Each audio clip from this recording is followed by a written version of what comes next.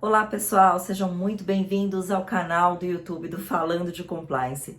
Eu sou Amanda Seymour, fundadora da consultoria Falando de Compliance, especialista em compliance há mais de 15 anos e completamente apaixonada pelo tema.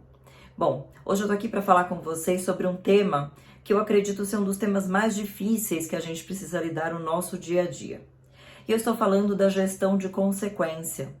Quando que eu sei que eu dei uma medida disciplinar correta para um colaborador que cometeu algum tipo de infração? Algum comportamento inadequado, ou até mesmo um possível caso de assédio moral, porque a gente não tá falando aqui de assédio sexual, porque a gente sabe que assédio sexual, pessoal, é crime, e aí não tem outra saída a não ser o desligamento. Mas vamos falar daqueles casos de dia a dia? Sabe aquele caso de um comportamento inadequado, às vezes de uma piada de mau gosto, ou até mesmo num caso de assédio moral, onde a própria pessoa nem se dá conta que ela está cometendo assédio moral? A gente sabe que colocar numa política que o desligamento daquela pessoa ou uma advertência de acordo com um certo descumprimento é o caminho mais fácil. Mas seria o caminho mais justo? Então vamos lá. A gente tem que fazer algumas perguntas aqui. Será que eu, como empresa, eu fiz de tudo para garantir que o meu colaborador, ele sabia o que ele estava fazendo? Ele sabia que aquele ato que ele estava cometendo era errado? Será que eu dei treinamentos para os meus gestores sobre assédio moral? Sobre assédio sexual? Sobre liderança com respeito?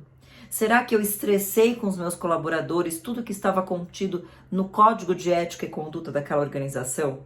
Será que eu falei com os meus colaboradores sobre todas as normas de segurança da informação, sobre vazamento de informações confidenciais, sobre vazamento de compartilhamento de documentos?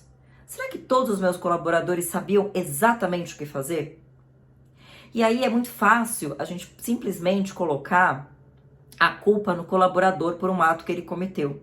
E eu não estou isentando o colaborador não, porque o colaborador ele também tem uma responsabilidade pelos seus atos. Mas quando eu falo de cultura justa, a gente está olhando só para o colaborador ou também estamos nos olhando como companhia? Será que eu estou olhando para as minhas informações, para a minha comunicação, para os meus treinamentos? Qual que é a mensagem que eu passei para aquele colaborador? Vocês sabem que eu falo bastante que compliance é sobre pessoas. E eu não canso de falar isso, e eu acho que isso é uma das coisas que eu mais acredito no mundo de compliance. Precisamos olhar de forma individual para cada caso.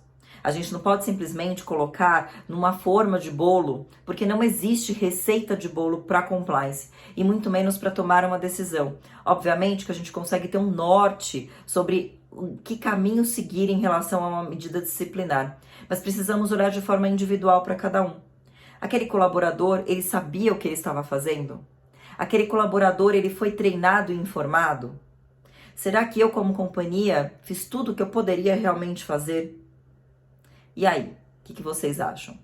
Eu acho que a gente precisa olhar muito de maneira muito peculiar para cada caso, pessoal, porque falar que simplesmente com o gestor ele cometeu assédio e desligar aquele gestor é a medida mais fácil, e talvez seja até a medida que o denunciante esteja esperando para que isso aconteça, porque uma vez que ele fez a denúncia, ele espera um desligamento imediato do próximo. Por mais que ele diga que não é o que ele gostaria, no fim porque é muito difícil a gente ter que lidar com a pessoa na qual a gente fez a denúncia, né? Não é tão simples assim. Então, pessoal, é importante também que nem sempre o caminho mais fácil é o correto.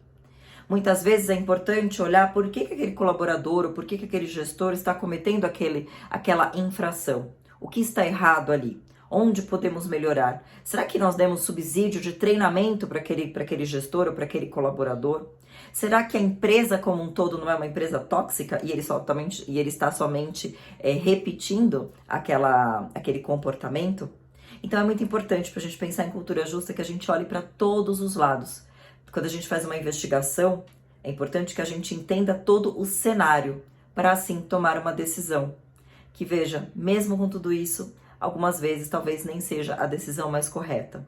Mas com todos os indícios que temos, é o máximo que a gente pode fazer como profissional de compliance. E aí, conta aqui para mim nos comentários o que vocês acharam. Puderem dividir histórias com a nossa audiência, seria super bacana. E é isso, pessoal, esse é o meu recado de hoje para vocês. E fiquem aqui ligados, se inscrevam no canal, segue a nossa página lá no Instagram, @falando de compliance. acessem o nosso site www.falandodecompliance.com.br.